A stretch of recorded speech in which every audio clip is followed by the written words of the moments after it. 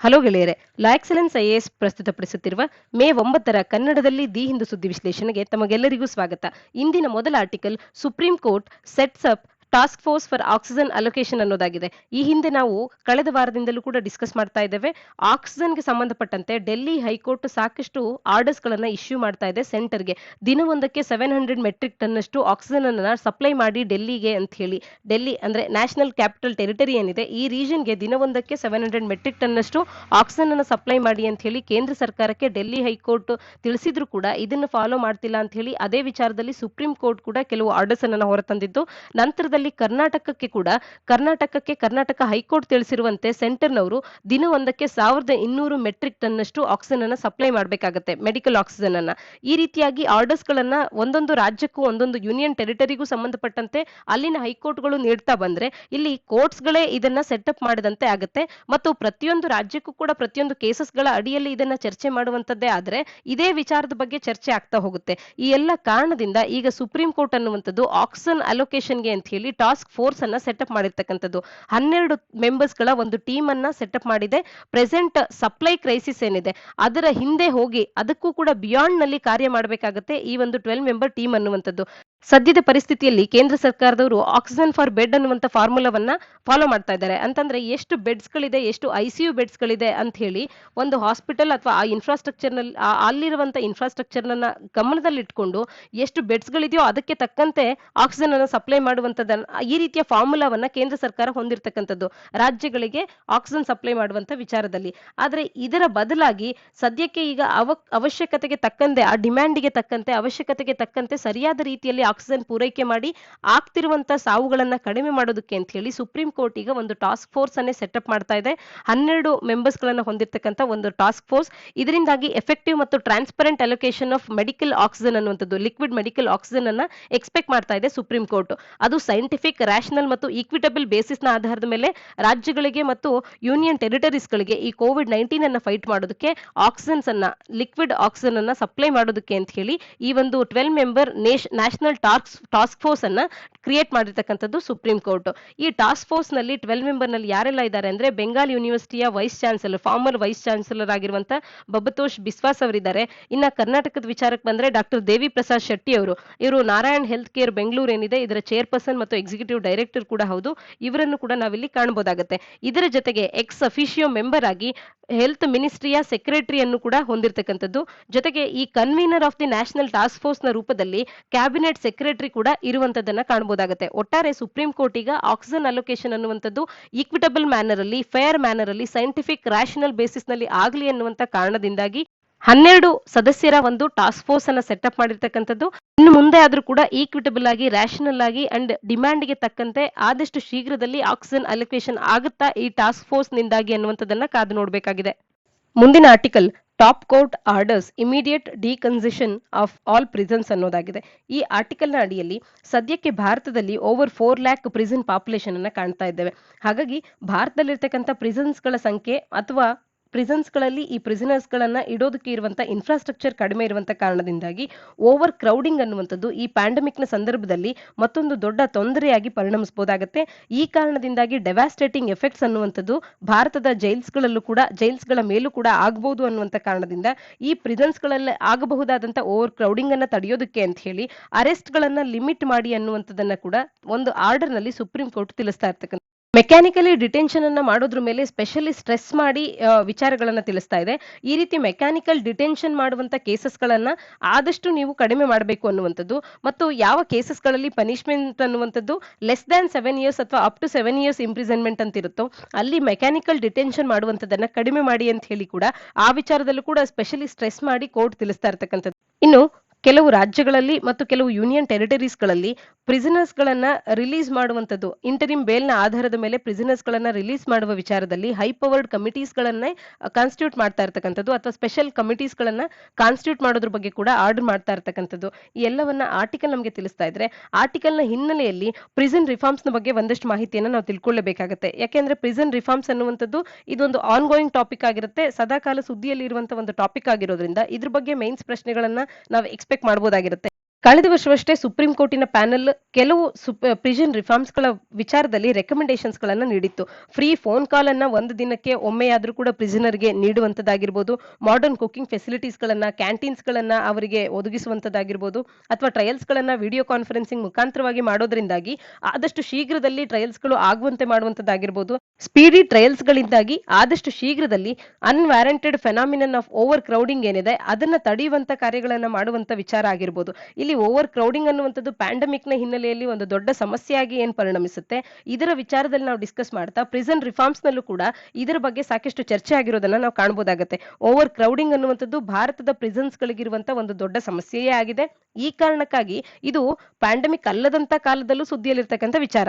ಈ ಪ್ಯಾಂಡಮಿಕ್ ನ ಸಂದರ್ಭದಲ್ಲಿ ಓವರ್ ಕ್ರೌಡಿಂಗ್ ನಿಂದಾಗಿ COVID-19 ಪಾಸಿಟಿವ್ ಇನ್ಫೆಕ್ಷನ್ಸ್ ಗಳು ಮತ್ತಷ್ಟು ಹೆಚ್ಚಾಗುತ್ತೆ. ಈ ಕಾರಣದಿಂದ ಓವರ್ ಕ್ರೌಡಿಂಗ್ ಅನ್ನ ತಡೆಯೋದಕ್ಕೆ ಇಂಟರಿಮ್ ಬೇಲ್ಸ್ ಗಳನ್ನ ನೀಡುವಂತದ್ದಾಗಿರ್ಬೋದು, ಅದರ ಕುರಿತಂತೆ ಕಮಿಟೀಸ್ ಗಳನ್ನೇ ಫಾರ್ಮ್ ಮಾಡ್ತಾ ಇರ್ತಕ್ಕಂಥದ್ದು, ಅರೆಸ್ಟ್ ಗಳನ್ನ ಲಿಮಿಟ್ ಮಾಡಿ ಅಂತ ಹೇಳ್ತಾ ಇರ್ತಕ್ಕಂಥದ್ದು, ಮತ್ತು ಈ ವಿಚಾರದಲ್ಲಿ ನಾವು ನೋಡಿದಾಗ ಸ್ಪೀಡಿ ಟ್ರಯಲ್ ಅನ್ನುವಂಥದ್ದು ಕೂಡ ಭಾರತದ ಪ್ರಿಸನ್ ಸಿಸ್ಟಮ್ ನಲ್ಲಿ ಆಗ್ಬೇಕಾಗಿರ್ತಕ್ಕಂಥ ಬಹುಮುಖ್ಯವಾದಂತಹ ಒಂದು ರಿಫಾರ್ಮ್ ಆಗುತ್ತೆ. ಇದು ಆಗಿದ್ದೇ ಆದಾಗ 4 ಲ್ಯಾಕ್ ಓವರ್ ಪ್ರಿಸನರ್ಸ್ ಏನಿದ್ದಾರೆ ಅವರ ಸಂಖ್ಯೆ ಆದಷ್ಟು ಶೀಘ್ರದಲ್ಲಿ ಕಡಿಮೆ ಆಗುತ್ತೆ ಅಂತ ಹೇಳ್ಬೋದು. ಇನ್ನ 30 ಮಂದಿ ಪ್ರಿಸನರ್ಸ್ ಗಾದ್ರೂ ಒಬ್ಬರು ಲಾಯರ್ ಅನ್ನ ಇಡಬೇಕು ಅನ್ನುವಂಥದ್ದು ಕೂಡ ಒಂದು ಮುಖ್ಯವಾದಂತ ರೆಕಮೆಂಡೇಶನ್ ಆಗಿರುತ್ತೆ. ಸ್ಪೆಷಲ್ ಫಾಸ್ಟ್ ಟ್ರ್ಯಾಕ್ ಕೋರ್ಟ್ಸ್ ಗಳನ್ನ ಸೆಟಪ್ ಮಾಡಬೇಕು. ಈ ಮೂಲಕ ಎಕ್ಸ್ಕ್ಲೂಸಿವ್ ಆಗಿ ಕೆಲವೊಂದು ಅಫೆನ್ಸಸ್ ಗಳೇನಿದೆ ಅವುಗಳು ಮೋರ್ ದನ್ 5 ಇಯರ್ಸ್ ವರೆಗೂ ಪೆಂಡಿಂಗ್ ನಲ್ಲಿದೆ ಅಂತ ಅಫೆನ್ಸಸ್ ಗಳನ್ನ ಆದಷ್ಟು ಶೀಘ್ರದಲ್ಲೇ ಅವುಗಳನ್ನ ಇತ್ಯರ್ಥಗೊಳಿಸಬೇಕು. ಇಲ್ಲ ಅಂದ್ರೆ ಅವರ ಕೇಸಿನ ತೀರ್ಪುಗಳು ಬರೋವರೆಗೂ ಕೂಡ ಅವರು ಜೈಲಿನಲ್ಲೇ ಇರಬೇಕಾಗುತ್ತೆ ಪ್ರಿಸನರ್ಸ್. ಅವರು ಅಂಡರ್ ಟ್ರಯಲ್ ನಲ್ಲಿ ಇದ್ದರೂ ಕೂಡ ಆ ಸಂದರ್ಭದಲ್ಲಿ ಜೈಲಿನಲ್ಲಿ ಇರಬೇಕಾಗುತ್ತೆ. ಎಷ್ಟೋ ಮಂದಿ ಅವರಿಗೆ ಲೀಗಲ್ ಸರ್ವಿಸಸ್ ಅನ್ನ ಅಫೋರ್ಡ್ ಮಾಡಕ್ಕಾಗದೆ ಅವರು ತಪ್ಪಿತಸ್ಥರಾಗಿದ್ದು ಕೂಡ ಸಾಕಷ್ಟು ಬಾರಿ ಅವರು ಜೈಲಿನಲ್ಲೇ ಒಂದಷ್ಟು ಅವಧಿಯನ್ನ ಕಳಿಬೇಕಾಗಿ ಬರುತ್ತೆ. ಕೆಲವರಿಗೆ ಅವರ ಒಂದು ಕೇಸಸ್ಗಳು ಆ ಒಂದು ಟ್ರಯಲ್ಗೆ ಅಂತ ಹೇಳಿ ಬಂದು ಆ ಆರ್ಡರ್ ಬರೋ ಹೊತ್ತಿಗೆ ಆಗಲೇ ಅವರ ಒಂದು ಜೈಲು ಶಿಕ್ಷೆ ಏನಿರುತ್ತೆ ಅಷ್ಟನ್ನ ಅನುಭವಿಸಿಯೂ ಆಗಿರುತ್ತೆ. ಈ ರೀತಿಯ ತೊಂದರೆಗಳು ಭಾರತದ ಪ್ರಿಸನ್ ವ್ಯವಸ್ಥೆಯಲ್ಲಿ ಇರ್ತಕ್ಕಂಥ ಬಹುದೊಡ್ಡ ಸಮಸ್ಯೆಗಳಾಗಿರೋದ್ರಿಂದ ಇಲ್ಲಿ ಫಾಸ್ಟ್ ಟ್ರ್ಯಾಕ್ ಕೋರ್ಟ್ಸ್ ಗಳನ್ನ ಎಸ್ಟಾಬ್ಲಿಷ್ ಮಾಡುವಂತದ್ದಾಗಿರ್ಬೋದು, 30 ಮಂದಿ ಪ್ರಿಸನರ್ಸ್ಗೆ ಒಬ್ಬ ಲಾಯರ್ ಅನ್ನ ಇಡುವಂತದ್ದಾಗಿರ್ಬೋದು, ಸ್ಪೀಡಿ ಟ್ರಯಲ್ ಮಾಡುವಂತದ್ದಾಗಿರ್ಬೋದು, ಫ್ರೀ ಫೋನ್ ಕಾಲ್ ಅನ್ನ ಅವರಿಗೆ ನೀಡುವಂತದ್ದಾಗಿರ್ಬೋದು, ಇವೆಲ್ಲವೂ ಕೂಡ ಬಹಳ ಅವಶ್ಯಕ ಇರುವಂತದ್ದು. ಕಾರಣ ಏನು ಅಂತ ಅಂದ್ರೆ ನೀಡ್ ಫಾರ್ ದಿ ರಿಫಾರ್ಮ್ಸ್ ಏನಿದೆ ಅಂತ ಅಂದ್ರೆ ನಮ್ಮ ಒಂದು NHRC ಯ ಫಿಗರ್ಸ್ ಗಳನ್ನ ನಾವು ನೋಡಿದಾಗ 50% ಮೋರ್ ಚಾನ್ಸಸ್ ಇದೆ ಇವರ ಯಾರು ಪ್ರಿಸನರ್ಸ್ ಗಳಿರ್ತಾರೆ ಅಂಡರ್ ಟ್ರಯಲ್ಸ್ ಗಳಾಗಿರ್ಬೋದು ಅಥವಾ ಒಟ್ಟಾರೆ ಪ್ರಿಸನರ್ಸ್ ಗಳಾಗಿರ್ಬೋದು ಅವರ ಫ್ಯಾಮಿಲಿ ಮತ್ತು ಫ್ರೆಂಡ್ಸ್ ಗಳಲ್ಲಿ 50% ಮೋರ್ ಚಾನ್ಸಸ್ ಇದೆ ಸೂಸೈಡ್ ಆಗೋದಕ್ಕೆ. Average suicide rate in prisons ಅನ್ನುವಂಥದ್ದು 50% ಮೋರ್ ದ್ಯಾನ್ ನಾರ್ಮಲ್ ಕಂಡೀಷನ್ಸ್ ಗಳು. ಹೊರಗಡೆ ನಾರ್ಮಲ್ ಕಂಡೀಷನ್ಸ್ ಗಳಲ್ಲಿ ಸೂಸೈಡ್ ಮಾಡ್ಕೊಳ್ತಿರ್ತಕ್ಕಂಥ ಮಂದಿಗಿಂತಲೂ ಕೂಡ 50% ಹೆಚ್ಚು ಚಾನ್ಸಸ್ ಅನ್ನ ಪ್ರಿಸನರ್ಸ್ ಗಳು ಹೊಂದಿದ್ದಾರೆ ಸೂಸೈಡ್ ಮಾಡ್ಕೊಳ್ಳೋದಕ್ಕೆ. ಈ ಎಲ್ಲ ಅಂಕಿಅಂಶಗಳನ್ನ ನೋಡಿದಾಗ ಆದಷ್ಟು ಶೀಘ್ರದಲ್ಲಿ ನಮ್ಮ ಪ್ರಿಸನ್ ಸಿಸ್ಟಮ್ ನಲ್ಲಿ ಬೇಕಿರ್ತಕ್ಕಂಥ ರಿಫಾರ್ಮ್ಸ್ ಗಳನ್ನ ತರುವಂತದ್ದು ಬಹಳ ಅವಶ್ಯಕ ಅಂತ ಅನ್ಸುತ್ತೆ ಭಾರತದ ಈ ಪ್ರಿಸನ್ ಸಿಸ್ಟಮ್ಸ್ಗೆ. ಇನ್ನ ಇಂಡಿಯನ್ ಪ್ರಿಸನ್ಸ್ ಅನ್ನುವಂಥದ್ದು 3 ಲಾಂಗ್ ಸ್ಟ್ಯಾಂಡಿಂಗ್ ಸ್ಟ್ರಕ್ಚರಲ್ ಕನ್ಸ್ಟೆಂಟ್ಸ್ ಗಳನ್ನ ಫೇಸ್ ಮಾಡ್ತಾ ಇದೆ. ಮುಖ್ಯವಾದಂತದ್ದು ಓವರ್ ಕ್ರೌಡಿಂಗ್, ಮತ್ತೊಂದು ಅಂಡರ್ ಸ್ಟಾಫಿಂಗ್, ಮತ್ತೊಂದು ಅಂಡರ್ ಫಂಡಿಂಗ್. ಮೊದಲಿಗೆ ಓವರ್ ಕ್ರೌಡ್ ಆಗ್ತಾ ಇದೆ, ಸರಿಯಾದಂತ ಇನ್ಫ್ರಾಸ್ಟ್ರಕ್ಚರ್ ಇಲ್ಲ ನಮ್ಮಲ್ಲಿ, ಆದ್ರೆ ಇರುವಂತ ಪ್ರಿಸನರ್ಸ್ ಗಳ ಸಂಖ್ಯೆ ಹೆಚ್ಚಾಗ್ತಾ ಇದೆ ಮತ್ತು ಅವರ ಟ್ರಯಲ್ಸ್ ಗಳು ಇತ್ಯರ್ಥ ಆಗದ ಕಾರಣದಿಂದಾಗಿ ಕೂಡ ಅವರು ಪ್ರಿಸನರ್ಸ್ ಗಳಾಗಿ ಇರಬೇಕಾಗಿರುವಂತದ್ದು. ಈ ಎಲ್ಲ ತೊಂದರೆಗಳು ಮೊದಲಿಗೆ ಇರುವಂತದ್ದು. ನಂತರದಲ್ಲಿ ಇವರನ್ನ ನೋಡ್ಕೊಳ್ಳೋದಕ್ಕೆ ಬೇಕಾಗುವಂತ ಸ್ಟಾಫ್ ಕೂಡ ಅಂಡರ್ ಸ್ಟಾಫಿಂಗ್ ಆಗಿರುವಂತದ್ದು. ಅಂದ್ರೆ ಎಷ್ಟು ಮಂದಿ ಬೇಕೋ ಅಷ್ಟು ಸ್ಟಾಫ್ ಅನ್ನುವಂಥದ್ದು ನಮ್ಮ ಪ್ರಿಸನ್ ವ್ಯವಸ್ಥೆ ಅಡಿಯಲ್ಲಿ ಇಲ್ಲದೆ ಇರತಕ್ಕಂಥದ್ದು. ಇದರ ಜೊತೆಗೆ ಭಾರತದ ಜೈಲು ವ್ಯವಸ್ಥೆ ಏನಿದೆ ಇವುಗಳಿಗೆ ಬೇಕಾಗುವಂತ ಫಂಡಿಂಗ್ ಕೂಡ ಕಡಿಮೆ ಆಗ್ತಾ ಇರ್ತಕ್ಕಂಥದ್ದು. ಇವೆಲ್ಲವೂ ಕೂಡ ಭಾರತದಲ್ಲಿ ರಿಫಾರ್ಮ್ಸ್ಗೆ ದಾರಿಯನ್ನು ತೋರಿಸ್ತಾ ಇದೆ. ಈ ನೀಡ್ಸ್ ನಿಂದಾಗಿ ಭಾರತದಲ್ಲಿ ಈ ಜೈಲು ವ್ಯವಸ್ಥೆ ಅಡಿಯಲ್ಲಿ ಸಾಕಷ್ಟು ರಿಫಾರ್ಮ್ಸ್ ಗಳ ಅವಶ್ಯಕತೆ ಇರುವಂತದ್ದು. ಹಾಗಾಗಿಯೇ ಜಸ್ಟಿಸ್ ರಾಯ್ ಕಮಿಟಿ ಕೂಡ ಅಪಾಯಿಂಟ್ ಆಗಿತ್ತು 2018 ಸೆಪ್ಟೆಂಬರ್ ತಿಂಗಳಲ್ಲಿ. ಹಾಗಾಗಿ ಜಸ್ಟಿಸ್ ರಾಯ್ ಕಮಿಟಿ ಅಂದಾಕ್ಷಣ ನಮಗೆ ಈ ಪ್ರಿಸನ್ ರಿಫಾರ್ಮ್ಸ್ ನ ಬಗ್ಗೆ ಬಂದಿದ್ದಂತ ಕಮಿಟಿ ಇದು ಅಂತ ಹೇಳಿ ಕೂಡ ನಮಗೆ ಸ್ಪಷ್ಟವಾಗಿ ತಿಳಿಬೇಕಾಗುತ್ತೆ. ಇನ್ನು ಪ್ರಿಲಿಮ್ಸ್ ನ ವಿಚಾರಕ್ಕೆ ಬಂದ್ರೆ ಪ್ರಿಸನ್ಸ್ ಆಗಿರ್ಬೋದು, ಪರ್ಸನ್ಸ್ ಡಿಟೈನ್ಡ್ ದೇರಿನ್ ಅಂದ್ರೆ ಪ್ರಿಸನ್ಸ್ ನಲ್ಲಿ ಡಿಟೈನ್ ಆಗಿರುವಂತ ಪರ್ಸನ್ಸ್ ಗಳಾಗಿರ್ಬೋದು, ಇವರು ಯಾವ ಒಂದು ಸಬ್ಜೆಕ್ಟ್ ನ ಅಡಿಯಲ್ಲಿ ಬರ್ತಾರೆ ನಮ್ಮ ಸಂವಿಧಾನದ 7th ಶೆಡ್ಯೂಲ್ ನಲ್ಲಿ ಅಂದಾಗ ಇವರು ಸ್ಟೇಟ್ ಸಬ್ಜೆಕ್ಟ್ ನ ಅಡಿಯಲ್ಲಿ ಎಂಟ್ರಿ 4 ನಲ್ಲಿ ಈ prisons and persons detained therein ಅನ್ನುವಂತ ಸಬ್ಜೆಕ್ಟ್ ಅನ್ನ ಕಾಣಬಹುದಾಗುತ್ತೆ. ಇದು ಸ್ಟೇಟ್ ಸಬ್ಜೆಕ್ಟ್ ಅನ್ನುವಂಥದ್ದು ಸ್ಪಷ್ಟವಾಗಿ ನೆನಪಿರ್ಬೇಕಾಗುತ್ತೆ. ಪ್ರಿಲಿಮ್ಸ್ ಪರ್ಸ್ಪೆಕ್ಟಿವ್ ನಲ್ಲಿ ಇಂಪಾರ್ಟೆಂಟ್ ಆಗುವಂತ ಒಂದು ಫ್ಯಾಕ್ಟ್ ಆಗುತ್ತೆ. ಮುಂದಿನ article anti COVID-19 drug developed by DRDO gets emergency use nod ಅನ್ನುವಂಥದ್ದು. ಈ ರೀತಿ ಎಮರ್ಜೆನ್ಸಿ ಯೂಸ್ಗೆ ಒಪ್ಪಿಗೆಯನ್ನು ಸೂಚಿಸುವಂಥದ್ದು ಭಾರತದಲ್ಲಿ ಯಾರು ಅಂದಾಗ drugs controller general of India ಅನ್ನುವಂಥದ್ದು ಸ್ಪಷ್ಟವಾಗಿ ತಿಳಿದಿರಬೇಕಾಗುತ್ತೆ. ಭಾರತದಲ್ಲಿ ಈಗಾಗಲೇ ವ್ಯಾಕ್ಸಿನ್ಸ್‌ಗಳ ವಿಚಾರಕ್ಕೆ ಬಂದ್ರೆ ಕೋವ್ಯಾಕ್ಸಿನ್ ಆಗಿರ್ಬೋದು, ಕೋವಿಶೀಲ್ಡ್ ಆಗಿರ್ಬೋದು, ಇವುಗಳಿಗೆ ಎಮರ್ಜೆನ್ಸಿ ಯೂಸ್ ನಾರ್ಡನ್ನು ನೀಡಿರ್ತಕ್ಕಂಥವ್ರು ಕೂಡ ಡ್ರಗ್ಸ್ ಕಂಟ್ರೋಲರ್ ಜನರಲ್ ಆಫ್ ಇಂಡಿಯಾದವರೇ ಆಗಿದ್ದಾರೆ. ಸದ್ಯಕ್ಕೆ ಕೋವ್ಯಾಕ್ಸಿನ್ ಮತ್ತು ಕೋವಿಶೀಲ್ಡ್ ಅನ್ನ ನಾವು ಅಡ್ಮಿನಿಸ್ಟರ್ ಮಾಡ್ತಾ ಇದ್ರೆ, ಸ್ಪುಟ್ನಿಕ್ 5 ಕೂಡ ಎಮರ್ಜೆನ್ಸಿ ಯೂಸ್ ಆಥರೈಸೇಷನ್ ಅನ್ನ ಭಾರತದಲ್ಲಿ ಪಡ್ಕೊಂಡಿರ್ತಕ್ಕಂಥದ್ದು. ಅವುಗಳ ಸ್ಟಾಕ್ ಅನ್ನುವಂಥದ್ದು ಭಾರತಕ್ಕೆ ತಲುಪಬೇಕಿದೆ. ಇದರ ನಂತರದಲ್ಲಿ ಅದನ್ನು ಕೂಡ ಭಾರತದಲ್ಲಿ ನಾವು ಅಡ್ಮಿನಿಸ್ಟರ್ ಮಾಡಲಿದ್ದೇವೆ. ಇನ್ನ ಆಂಟಿ ಕೋವಿಡ್-19 ಡ್ರಗ್ ಒಂದನ್ನ ಈಗ DRDOಕ್ಕೆ ಸಂಬಂಧಪಟ್ಟಂತ ಲ್ಯಾಬ್ ಕಂಡುಹಿಡಿದಿರ್ತಕ್ಕಂಥದ್ದು. ಈ lab nuclear medicine and allied sciences lab ಅನ್ನುವಂಥದ್ದು, institute of nuclear medicine and allied sciences. ಈ ಲ್ಯಾಬ್ DRDOಗೆ ಸಂಬಂಧಪಟ್ಟಂತ ಒಂದು ಲ್ಯಾಬ್ ಆಗಿದೆ. ಇದರ ಜೊತೆಗೆ ರೆಡ್ಡೀಸ್ ಲ್ಯಾಬೊರೇಟರೀಸ್ ಏನು ಹೈದರಾಬಾದ್ ನಲ್ಲಿದೆ, ಇವರಿಬ್ಬರ ಕೊಲಾಬರೇಷನ್ ನಲ್ಲಿ ಈಗ ಆಂಟಿ ಕೋವಿಡ್-19 ಡ್ರಗ್ ಒಂದನ್ನ ಕಂಡುಹಿಡಿದಿರ್ತಕ್ಕಂಥದ್ದು. ಇದಕ್ಕೆ ಎಮರ್ಜೆನ್ಸಿ ಯೂಸ್ ಆಥರೈಸೇಷನ್ ಅನ್ನ ಡ್ರಗ್ ಕಂಟ್ರೋಲರ್ ಜನರಲ್ ಆಫ್ ಇಂಡಿಯಾದವರು ನೀಡಿರ್ತಕ್ಕಂಥದ್ದನ್ನ ಆರ್ಟಿಕಲ್ ನಮಗೆ ಸ್ಪಷ್ಟವಾಗಿ ತಿಳಿಸ್ತಾ ಇದೆ. ಈ ಯೂಸ್ ಆಫ್ 2-ಡಿಯಾಕ್ಸಿ ಡಿ ಗ್ಲೂಕೋಸ್ ಅಂತ ಹೇಳಿ 2DG ಅಂತ ಕೂಡ ಇದು ಕರೆಸ್ಕೊಳ್ತಾ ಇದೆ. ಇದನ್ನ ಬಳಕೆ ಮಾಡೋದ್ರಿಂದಾಗಿ ಕೋವಿಡ್-19 ಪಾಸಿಟಿವ್ ಅಂತ ಹೇಳಿ ಯಾರೆಲ್ಲ ಪೇಷಂಟ್ಸ್ ಗಳು ಕಾಣಿಸ್ತಾ ಇದ್ರು ಅವರಲ್ಲಿ ಹೈಯರ್ ಪ್ರಪೋರ್ಷನ್ ನಲ್ಲಿ ನಮಗೆ ನಾವು ನೋಡಬಹುದಾಗುತ್ತೆ RT-PCR ಅನ್ನುವಂಥದ್ದು ನೆಗೆಟಿವ್ ಆಗಿ ಕನ್ವರ್ಟ್ ಆಗುವಂಥದ್ದು ಆದಷ್ಟು ಶೀಘ್ರದಲ್ಲಿ ಆಗ್ತಾ ಇದೆ ಅನ್ನುವಂಥದ್ದು. ಅಂದ್ರೆ ಯಾರೆಲ್ಲ ಪಾಸಿಟಿವ್ ಆಗಿರ್ತಾರೆ ಅವರು ಈ ಒಂದು ಡ್ರಗ್ ಅನ್ನ ಬಳಕೆ ಮಾಡಿಕೊಂಡ ನಂತರದಲ್ಲಿ ಆದಷ್ಟು ಶೀಘ್ರದಲ್ಲಿ ನೆಗೆಟಿವ್ ಆಗಿ ಕನ್ವರ್ಟ್ ಆಗ್ತಾ ಇರತಕ್ಕಂಥದ್ದು. RT-PCR ಟೆಸ್ಟ್ ನಲ್ಲಿ ಅವರ ರಿಸಲ್ಟ್ಸ್ ಗಳು ಒಂದಷ್ಟು ದಿನಗಳಲ್ಲೇ ನೆಗೆಟಿವ್ ಆಗಿ ಬರ್ತಾ ಇದೆ ಅಂತ ಹೇಳಿ. ಅಂದ್ರೆ ಏನ್ ನೆಗೆಟಿವ್ ಆಗುತ್ತೆ ಅದರ ಒಂದು ವೇಗ ಅನ್ನುವಂಥದ್ದು ಕಡಿಮೆ ಆಗುತ್ತೆ, ಅವಧಿ ಅನ್ನುವಂಥದ್ದು ಕಡಿಮೆ ಆಗುತ್ತೆ. ಹಾಗಾಗಿ ಈ ಡ್ರಗ್ ನ ಬಳಕೆಗೆ ಈಗ ಎಮರ್ಜೆನ್ಸಿ ಯೂಸ್ ಆಥರೈಸೇಷನ್ಗೆ ಅಂತ ಹೇಳಿ ಅಪ್ರೂವಲ್ ಅನ್ನ ನೀಡಿರ್ತಕ್ಕಂಥದ್ದು. ಇಲ್ಲಿ ಯಾವ ರೀತಿಯಾಗಿ ಈ ಡ್ರಗ್ ಕಾರ್ಯ ಮಾಡುತ್ತೆ ಅಂತ ಅಂದ್ರೆ, ಇದು ಪೌಡರ್ ಫಾರ್ಮ್ ನಲ್ಲಿ ಇರುವಂತದ್ದು. ಸ್ಯಾಚೆಟ್ಸ್ ಗಳಲ್ಲಿ ಈ ಒಂದು ಪೌಡರ್ ಅನ್ನ ಅಂದ್ರೆ ಈ ಒಂದು ಡ್ರಗ್ ಅನ್ನ ನಾವು ತಗೊಳ್ಬಹುದಾಗುತ್ತೆ. ಇದನ್ನ ವಾಟರ್ ನಲ್ಲಿ ಮಿಕ್ಸ್ ಮಾಡಿ ಕನ್ಸ್ಯೂಮ್ ಮಾಡುವಂತದ್ದು. ನಾವು ಕನ್ಸ್ಯೂಮ್ ಮಾಡಿದಂತ ಈ ಡ್ರಗ್ ಅನ್ನುವಂಥದ್ದು ನಮ್ಮ ಬಾಡಿಯಲ್ಲಿ ಈ ವೈರಸ್ ಅಫೆಕ್ಟ್ ಮಾಡಿರುವಂತ ವೈರಸ್ ಇನ್ಫೆಕ್ಟೆಡ್ ಸೆಲ್ಸ್ ಏನಿರುತ್ತೆ ಆ ಸೆಲ್ಸ್ ಗಳನ್ನ ಅಕ್ಯುಮುಲೇಟ್ ಮಾಡುತ್ತೆ ಮತ್ತು ಅವುಗಳ ಗ್ರೋತ್ ಅನ್ನ ಪ್ರಿವೆಂಟ್ ಮಾಡುತ್ತೆ. ಇದರಿಂದಾಗಿ ಆ ವೈರಸ್ ಇನ್ನಷ್ಟು ಸೆಲ್ಸ್ ಗಳಲ್ಲಿ ಸಿಂಥಸೈಸ್ ಆಗುವಂತದನ್ನ ಸ್ಟಾಪ್ ಮಾಡುತ್ತೆ. ಮತ್ತು ಈ ಒಂದು ಡ್ರಗ್ ಅನ್ನುವಂಥದ್ದು ಯಾವ ಒಂದು ಸೆಲ್ಸ್ ಗಳಲ್ಲಿ ಈ ವೈರಸ್ ಅನ್ನುವಂಥದ್ದು ಇನ್ಫೆಕ್ಟ್ ಆಗಿದೆಯೋ ಆ ರೀತಿಯ ಸೆಲ್ಸ್ ಗಳನ್ನ ಮಾತ್ರವೇ ಸೆಲೆಕ್ಟಿವ್ ಆಗಿ ಅಕ್ಯುಮುಲೇಟ್ ಮಾಡುತ್ತೆ. ಅದು ಈ ಡ್ರಗ್ ಇರುವಂತ ಒಂದು ಯುನಿಕ್ನೆಸ್ ಅಂತಾನೆ ಹೇಳ್ಬೋದು. ವೈರಸ್ ಅಟ್ಯಾಕ್ ಆಗಿರ್ತಕ್ಕಂಥ ಸೆಲ್ಸ್ ಗಳನ್ನ ಸೆಲೆಕ್ಟಿವ್ ಆಗಿ ಅಕ್ಯುಮುಲೇಟ್ ಮಾಡಿಕೊಂಡು ಅಲ್ಲಿ ಈ ರೀತಿಯ ಕಾರ್ಯಗಳನ್ನ ಮಾಡುತ್ತೆ. ಅದು ಮತ್ತೆ ಆ ವೈರಸ್ ಅನ್ನುವಂಥದ್ದು ಇನ್ನಷ್ಟು ಹೆಚ್ಚಿನದಾಗಿ ಸಿಂಥಸೈಸ್ ಆಗದೇ ಇರುವಂತೆ ತಡೆಯುವಂತ ಕಾರ್ಯವನ್ನ ಮಾಡುವಂಥದ್ದು. ಕ್ಲಿನಿಕಲ್ ಟ್ರಯಲ್ಸ್ ಗಳು ಕೂಡ ಈಗ ನಮಗೆ ಏನ್ ರಿಸಲ್ಟ್ಸ್ ಗಳನ್ನ ತೋರಿಸಿದೆ ಅಂತಂದ್ರೆ, faster recovery of hospitalised patients ಗಳನ್ನ ಈ ಒಂದು ಡ್ರಗ್ ನಮಗೆ ತೋರಿಸಿರ್ತಕ್ಕಂಥದ್ದು ಟ್ರಯಲ್ಸ್ ಗಳಲ್ಲಿ. ಮತ್ತು ಆಕ್ಸಿಜನ್ ಡಿಪೆಂಡೆನ್ಸಿಯನ್ನ ಕೂಡ ಇದು ಕಡಿಮೆ ಮಾಡುವಂತ ಒಂದು ಡ್ರಗ್ ಆಗಿದೆ. ಈಗ DRDO ರೆಡ್ಡೀಸ್ ಲ್ಯಾಬೊರೇಟರಿ ಅವರ ಜೊತೆಗೆ ಕೈಗೂಡಿ ಮಾಡಿರ್ತಕ್ಕಂಥ ಈ ಒಂದು ಕೋವಿಡ್-19 ಗೆ ಸಂಬಂಧಪಟ್ಟಂತ 2-ಡಿಯಾಕ್ಸಿ ಡಿ ಗ್ಲೂಕೋಸ್ ಅನ್ನುವಂತ ಡ್ರಗ್ ಗೆ ಎಮರ್ಜೆನ್ಸಿ ಯೂಸ್ ಆಥರೈಸೇಷನ್ ಅನ್ನ ಡ್ರಗ್ಸ್ ಕಂಟ್ರೋಲರ್ ಜನರಲ್ ಆಫ್ ಇಂಡಿಯಾದವರು ನೀಡಿರ್ತಕ್ಕಂಥದನ್ನ ಆರ್ಟಿಕಲ್ ನಮಗೆ ತಿಳಿಸ್ತಾ ಇದೆ. ಆರ್ಟಿಕಲ್ನ ಹಿನ್ನೆಲೆಯಲ್ಲಿ DRDO ಸ್ಥಾಪನೆಯಾದಂತ ವರ್ಷ ಯಾವುದು ಅನ್ನುವಂಥದ್ದನ್ನ ಕಮೆಂಟ್ ಸೆಕ್ಷನ್ ಅಲ್ಲಿ ಕಮೆಂಟ್ ಮಾಡಿ ತಿಳಿಸಿ. ಆರ್ಟಿಕಲ್ನಲ್ಲಿ national lockdown to health infra recover ಅನ್ನೋದಾಗಿದೆ. ಆರ್ಟಿಕಲ್ನ ಅಡಿಯಲ್ಲಿ ಇಂಡಿಯನ್ ಮೆಡಿಕಲ್ ಅಸೋಸಿಯೇಷನ್ ಅವರು ಕೇಂದ್ರ ಸರ್ಕಾರದವರ ಬಳಿ ಕೇಳ್ಕೊಳ್ತಾ ಇದ್ದಾರೆ, ನ್ಯಾಷನಲ್ ಲಾಕ್ಡೌನ್ ಅನ್ನ ಅನೌನ್ಸ್ ಮಾಡಿ ಆ ಒಂದು ಲಾಕ್ಡೌನ್ ನ ಅವಧಿಯನ್ನ ಹೆಲ್ತ್ ಇನ್ಫ್ರಾಸ್ಟ್ರಕ್ಚರ್ ಅನ್ನ ರಿಕವರ್ ಮಾಡೋದಕ್ಕೆ ಅಥವಾ ಹೆಲ್ತ್ ಇನ್ಫ್ರಾಸ್ಟ್ರಕ್ಚರ್ ಅನ್ನ ಡೆವಲಪ್ ಮಾಡೋದಕ್ಕೆ ಅಂತ ಹೇಳಿ ಬಳಸ್ಕೊಳ್ಳಿ ಅಂತ ಹೇಳಿ. ಇದರಿಂದಾಗಿ ಮೆಟೀರಿಯಲ್ ಮತ್ತು ಮ್ಯಾನ್ ಪವರ್ ಅನ್ನ ರಿಪ್ಲೆನಿಶ್ ಮಾಡುವಂತದಕ್ಕೆ ಒಂದಷ್ಟು ಅವಧಿ ದೊರಕಿದಂತಾಗುತ್ತೆ ಅನ್ನುವಂತ ಒಂದು ಅಭಿಪ್ರಾಯವನ್ನ ಇಂಡಿಯನ್ ಮೆಡಿಕಲ್ ಅಸೋಸಿಯೇಷನ್ ಅವರು ನೀಡ್ತಾ ಇರ್ತಕ್ಕಂಥದ್ದು. ಡಾಕ್ಟರ್ಸ್ ಬಾಡಿ ಅನ್ನುವಂಥದ್ದು ಸ್ಲೋ ಗವರ್ಮೆಂಟ್ ರೆಸ್ಪಾನ್ಸ್ ಏನು ಈ ಸೆಕೆಂಡ್ ವೇವ್ಗೆ ತೋರಿಸ್ತಾ ಇದೆ, ಇದನ್ನ ಕ್ರಿಟಿಸೈಸ್ ಮಾಡುವಂತ ಒಂದು ಕಾರ್ಯವನ್ನು ಕೂಡ ಈ ಆರ್ಟಿಕಲ್ ಅಲ್ಲಿ ಮಾಡ್ತಾ ಇದೆ. 10 ರಿಂದ 15 ದಿನಗಳ ಕಾಲ ಕಂಪ್ಲೀಟ್ ಲಾಕ್ಡೌನ್ ಅನ್ನ ದೇಶಾದ್ಯಂತ ಘೋಷಣೆ ಮಾಡೋದ್ರಿಂದಾಗಿ, well planned pre announced national lockdown ಅನ್ನ ಘೋಷಣೆ ಮಾಡೋದ್ರಿಂದಾಗಿ ಒಂದಷ್ಟು ಮಟ್ಟಿಗೆ ಆದ್ರೂ ಕೂಡ ನಾವು ಹೆಲ್ತ್ ಇನ್ಫ್ರಾಸ್ಟ್ರಕ್ಚರ್ ನ ರಿಕವರ್ ಮಾಡ್ಕೊಳ್ಬಹುದಾಗುತ್ತೆ ಆ ಅವಧಿಯನ್ನ ಬಳಕೆ ಮಾಡಿಕೊಂಡು. ಮತ್ತು ಈ ಸೆಕೆಂಡ್ ವೇವ್ ಅನ್ನ ಏನು ನೆಗ್ಲಿಜೆನ್ಸ್ ಅನ್ನ ಈಗ ತೋರಿಸ್ತಾ ಇದೀವಿ ಅದು ಸರಿಯಲ್ಲ, ಇದರಿಂದಾಗಿ ಈ ಚೈನ್ ಅನ್ನ ಬ್ರೇಕ್ ಮಾಡಿದಂತಾಗುತ್ತೆ ಅಂತ ಹೇಳಿ ಡಾಕ್ಟರ್ಸ್ ಗಳು ಸ್ಪಷ್ಟವಾಗಿ ತಿಳಿಸ್ತಾ ಇರ್ತಕ್ಕಂಥದ್ದು. ಇನ್ನ 1997 ಮತ್ತು 2014ರ ಸಂದರ್ಭದಲ್ಲಿ Bharat eradication of small pox ಮತ್ತು ಪೋಲಿಯೋವನ್ನ ಡಿಕ್ಲೇರ್ ಮಾಡದಂತದ್ದು. ಅದು ಯಾವ ರೀತಿಯಾಗಿ ಡಿಕ್ಲೇರ್ ಮಾಡೋದಕ್ಕೆ ಸಾಧ್ಯ ಆಯ್ತು ಅಂತ ಅಂದ್ರೆ, 1997ರಲ್ಲಿ ಸ್ಮಾಲ್ ಪಾಕ್ಸ್ ಆಗಿರ್ಬೋದು, 2014ರಲ್ಲಿ ಪೋಲಿಯೋ ಆಗಿರ್ಬೋದು, ಯೂನಿವರ್ಸಲ್ ಫ್ರೀ ವ್ಯಾಕ್ಸಿನೇಷನ್ ಅನ್ನ ಅಡಾಪ್ಟ್ ಮಾಡ್ಕೊಂಡಿದ್ದರಿಂದ ಮಾತ್ರವೇ ಸಾಧ್ಯವಾಯಿತು. ಅದರ ಬದಲಾಗಿ ಡಿಫರೆನ್ಷಿಯಲ್ ಪ್ರೈಸಿಂಗ್ ಸಿಸ್ಟಮ್ ನಿಂದಾಗಿ ಅಲ್ಲ ಅಂತ ಹೇಳಿ ಈ ಆರ್ಟಿಕಲ್ ನಲ್ಲಿ ಕೇಂದ್ರ ಸರ್ಕಾರದ ನಿಲುವನ್ನ ಕ್ರಿಟಿಸೈಸ್ ಮಾಡುವಂತೆ ತೋರಿಸ್ತಾ ಇದ್ದಾರೆ. ಕೋವಿಡ್-19ಗೆ ಸಂಬಂಧಪಟ್ಟಂತೆ ವ್ಯಾಕ್ಸಿನ್ಸ್ ಗಳನ್ನ ರಾಜ್ಯ ಸರ್ಕಾರಗಳಿಗೆ ಬೇರೆ ಪ್ರೈಸ್ ನಲ್ಲಿ, ಕೇಂದ್ರ ಸರ್ಕಾರಕ್ಕೆ ಬೇರೆ ಪ್ರೈಸ್ ನಲ್ಲಿ ಮ್ಯಾನುಫ್ಯಾಕ್ಚರ್ಸ್ ಇಂದ ಪಡ್ಕೊಳ್ಳುವಂಥದ್ದು ಮತ್ತು 18 to 44 ಏಜ್ ಗ್ರೂಪ್ ನಲ್ಲಿ ಇರುವಂತವರಿಗೆ ವ್ಯಾಕ್ಸಿನೇಟ್ ಮಾಡುವಂತ ಜವಾಬ್ದಾರಿಯನ್ನ ರಾಜ್ಯ ಸರ್ಕಾರಗಳ ಮೇಲೆ ನೀಡಿರ್ತಕ್ಕಂಥದ್ದು.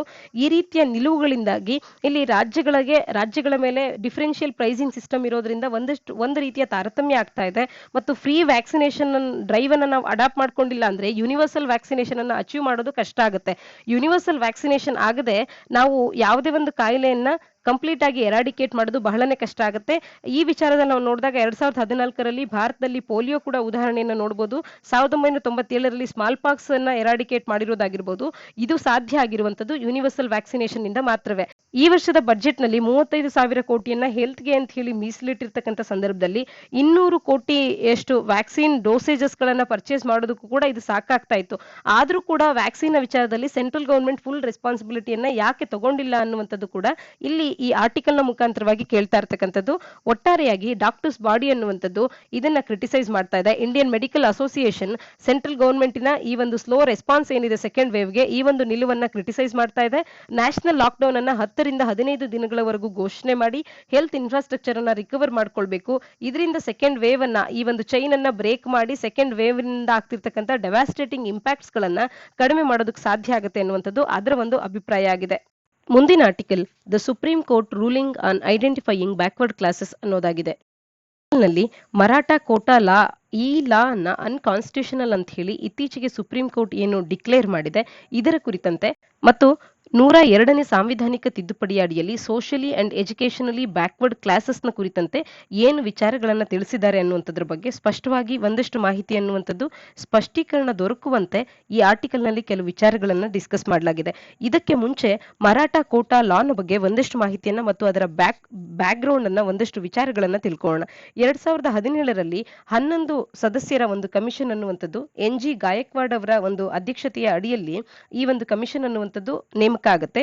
ಮರಾಠಾಸ್ಗೆ ರಿಸರ್ವೇಶನ್ ಅನ್ನ ನೀಡಬೇಕು ಸೋಷಿಯಲಿ ಮತ್ತು ಎಜುಕೇಶನಲಿ ಬ್ಯಾಕ್ವರ್ಡ್ ಕ್ಲಾಸಸ್ ನ ಅಡಿಯಲ್ಲಿ ಅಂತ ಹೇಳಿ ಈ ಕಮಿಷನ್ ಅನ್ನುವಂಥದ್ದು ಒಂದು ರೆಕಮೆಂಡೇಶನ್ ಅನ್ನ ಮಾಡುತ್ತೆ.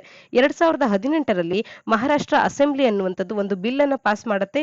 16% ರಿಸರ್ವೇಶನ್ ಅನ್ನುವಂಥದ್ದು ಮರಾಠ ಕಮ್ಯುನಿಟಿಗೆ ಬರಬೇಕು ಅನ್ನುವಂಥ ಒಂದು ಬಿಲ್ ಅನ್ನ ಪಾಸ್ ಮಾಡುತ್ತೆ.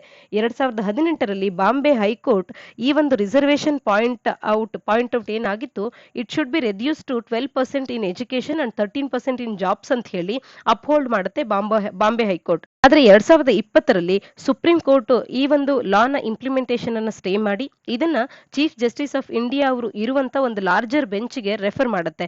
ಕರೆಂಟ್ ರೂಲಿಂಗ್ ಏನ್ ಹೇಳುತ್ತೆ ಅಂತ ಅಂದ್ರೆ ಫಂಡಮೆಂಟಲ್ ರೈಟ್ಸ್ ಗಳ ವೈಲೇಷನ್ ಆಗ್ತಾ ಇದೆ ಈ ಮರಾಠ ಕೋಟಾ ಲಾ ಇಂದಾಗಿ. ಸಪರೇಟ್ ರಿಸರ್ವೇಶನ್ ಅನ್ನ ಮರಾಠ ಕಮ್ಯುನಿಟಿಗೆ ನೀಡಿದ್ದೆ ಆದ್ರೆ ಇದು ಆರ್ಟಿಕಲ್ 14 ಮತ್ತು ಆರ್ಟಿಕಲ್ 21 ಏನಿದೆ ರೈಟ್ ಟು ಈಕ್ವಾಲಿಟಿ ಮತ್ತು ಡ್ಯೂ ಪ್ರೋಸೆಸ್ ಆಫ್ ಲಾ ಇದನ್ನ ವೈಲೇಟ್ ಮಾಡದಂತಾಗುತ್ತೆ. ಹಾಗಾಗಿ ಫಂಡಮೆಂಟಲ್ ರೈಟ್ಸ್ ಗಳು ವೈಲೇಟ್ ಆಗುತ್ತೆ ಅನ್ನುವಂಥದ್ದು. ರಿಸರ್ವೇಶನ್ ಲಿಮಿಟ್ ಅನ್ನ 50% ಅಂತ ಏನು ಮಾಡಲಾಗಿದೆ ಅದನ್ನ ಕೂಡ ಬ್ರೀಚ್ ಮಾಡದಂತಾಗುತ್ತೆ. ಇದರಿಂದಾಗಿ society based on caste rule ಅಂತ ಅನ್ನುವಂಥದ್ದನ್ನ ನಾವು ಕ್ರಿಯೇಟ್ ಮಾಡಿದಾಗ ಆಗುತ್ತೆ ಅನ್ನುವಂಥದ್ದು. ಮತ್ತು 12% ಎಜುಕೇಶನ್ ಅಲ್ಲಿ 13% ಜಾಬ್ಸ್ ಗಳಲ್ಲಿ ಮರಾಠ ರಿಸರ್ವೇಶನ್ ಅನ್ನ ನೀಡುವ ಮುಖಾಂತರವಾಗಿ ಓವರ್ ಆಲ್ ರಿಸರ್ವೇಶನ್ ಅನ್ನುವಂಥ ಸೀಲಿಂಗ್ ಅನ್ನುವಂಥದ್ದು 64% ಮತ್ತು 65% ಗೆ ದೊರಕದಂತಾಗುತ್ತೆ. ಇದರಿಂದಾಗಿ ಕೂಡ ರಿಸರ್ವೇಶನ್ ಅನ್ನುವಂಥದ್ದು ಹೆಚ್ಚಾದಂತೆ ಆಗುತ್ತೆ. ಹಾಗಾಗಿ ಫಂಡಮೆಂಟಲ್ ರೈಟ್ಸ್ ಗಳು ವೈಲೇಟ್ ಆದಂತಾಗುತ್ತೆ. ಇಂದಿರಾ ಸಾನ್ವೆ ಜಡ್ಜ್ಮೆಂಟ್ 1992ರಲ್ಲಿ ಬಂದಂತ ಸಂದರ್ಭದಲ್ಲಿ ಸುಪ್ರೀಂ ಕೋರ್ಟ್ ಕ್ಯಾಟಗರಿಕಲಿ ಹೇಳುತ್ತೆ 50% ಅನ್ನುವಂಥದ್ದು ಒಂದು ರೂಲ್ ಆಗಿರಬೇಕು. ಸರ್ಟೆನ್ ಎಕ್ಸೆಪ್ಷನಲ್ ಮತ್ತು ಎಕ್ಸ್ಟ್ರಾರ್ಡಿನರಿ ಸಿಚುಯೇಷನ್ಸ್ ಗಳಲ್ಲಿ ಮಾತ್ರವೇ ಫಾರ್ ಫ್ಲಂಗ್ ರಿಮೋಟ್ ಏರಿಯಾಸ್ ಗಳಲ್ಲಿನ ಪಾಪ್ಯುಲೇಷನ್ ಅನ್ನ ಮೇನ್ ಸ್ಟ್ರೀಮಿಗೆ ತರೋದಕ್ಕೆ ಅಂತ ಹೇಳಿ 50% ರೂಲ್ ಅನ್ನುವಂಥದ್ದನ್ನ ರಿಲ್ಯಾಕ್ಸ್ ಮಾಡಬಹುದು ಅನ್ನುವಂತ ಒಂದು ಎಕ್ಸೆಪ್ಷನ್ ಅನ್ನ ನೀಡಿರುತ್ತೆ. ಆದ್ರೆ ಅದ್ಯಾವುದನ್ನು ಕೂಡ ಗಮನಕ್ಕೆ ತಗೊಳ್ಳದೆ ಈ ರೀತಿಯ ಒಂದು ಮರಾಠ ಕೋಟಾ ಲಾ ಅನ್ನ ತಂದಿರ್ತಕ್ಕಂಥದ್ದು ಸರಿಯಲ್ಲ ಅನ್ನುವಂತೆ ಸುಪ್ರೀಂ ಕೋರ್ಟ್ ಈ ಒಂದು ಲಾ ಅನ್ನ ಅನ್ಕಾನ್ಸ್ಟಿಟ್ಯೂಷನಲ್ ಅಂತ ಹೇಳಿ ತಿಳಿಸಿರ್ತಕ್ಕಂಥದ್ದು.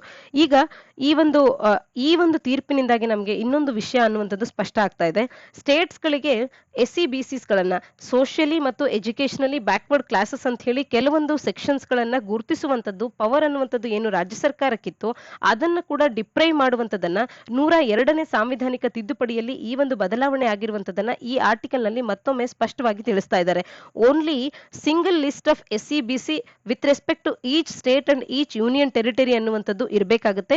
ಅದನ್ನ ಪ್ರೆಸಿಡೆಂಟ್ ಅವರು ನೋಟಿಫೈ ಮಾಡಬೇಕಾಗುತ್ತೆ. States can only make recommendations. ಅವರು ಇನ್ಕ್ಲೂಷನ್ ಅಥವಾ ಎಕ್ಸ್ಕ್ಲೂಷನ್ ಅನ್ನ ಮಾಡೋದಕ್ಕೆ ಸಾಧ್ಯ ಆಗೋದಿಲ್ಲ. ಇದರ ಕುರಿತಂತೆ ರೆಕಮೆಂಡೇಶನ್ಸ್ ಅನ್ನ ಮಾತ್ರವೇ ಮಾಡಬಹುದು. ಇದರ ವಿಚಾರವಾಗಿ ನೋಟಿಫೈ ಮಾಡುವಂತ ಕಾರ್ಯವನ್ನ ಪ್ರೆಸಿಡೆಂಟ್ ಆಫ್ ಇಂಡಿಯಾದವರು ಮಾಡ್ತಾರೆ. ಸಬ್ಸಿಕ್ವೆಂಟ್ ಚೇಂಜಸ್ ಗಳನ್ನ ಪಾರ್ಲಿಮೆಂಟ್ ಅವರು ಮಾತ್ರವೇ ಮಾಡೋದಕ್ಕೆ ಸಾಧ್ಯ ಆಗುತ್ತೆ ಅನ್ನುವಂಥದ್ದನ್ನ ಇಲ್ಲಿ ಸ್ಪಷ್ಟವಾಗಿ ತಿಳಿಸ್ತಾ ಇರ್ತಕ್ಕಂಥದ್ದು. ಇನ್ನು ಈ ಬೆಂಚ್ 102ನೇ ಸಾಂವಿಧಾನಿಕ ತಿದ್ದುಪಡಿಯ ಕಾನ್ಸ್ಟಿಟ್ಯೂಷನಲ್ ವ್ಯಾಲಿಡಿಟಿಯನ್ನ ಅಪ್ಹೆಲ್ಡ್ ಮಾಡುತ್ತೆ.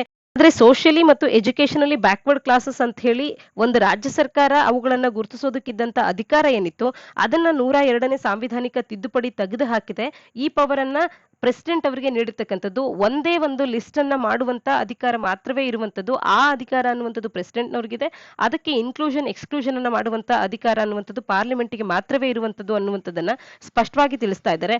ರಾಜ್ಯ ಸರ್ಕಾರಗಳಿಗೆ ಇರುವಂತ ಆ ಪವರ್ ಅನ್ನ ಈ ಸಂವಿಧಾನಿಕ ತಿದ್ದುಪಡಿ ಅನ್ನುವಂಥದ್ದು ತೆಗೆದು ಹಾಕಿದೆ ಅನ್ನುವಂಥದ್ದನ್ನ ಅದರ ಬಗ್ಗೆ ಸ್ಪಷ್ಟೀಕರಣ ಅನ್ನುವಂಥದ್ದು ಆರ್ಟಿಕಲ್ ನಲ್ಲಿ ನಮಗೆ ದೊರಕ್ತಾ ಇರತಕ್ಕಂಥದ್ದು.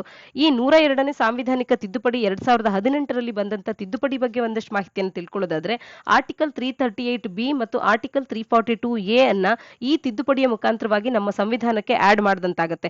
ಆರ್ಟಿಕಲ್ 338B ನ ಅಡಿಯಲ್ಲಿ national commission for backward classes ಅನ್ನ ಎಸ್ಟಾಬ್ಲಿಷ್ ಮಾಡಲಾಗುತ್ತೆ. ಈ ಆರ್ಟಿಕಲ್ ನಮಗೆ ಬಹಳನೇ ಪ್ರಾಮುಖ್ಯತೆಯನ್ನು ಪಡೆಯುವಂತ ಒಂದು ಆರ್ಟಿಕಲ್ ಆಗುತ್ತೆ.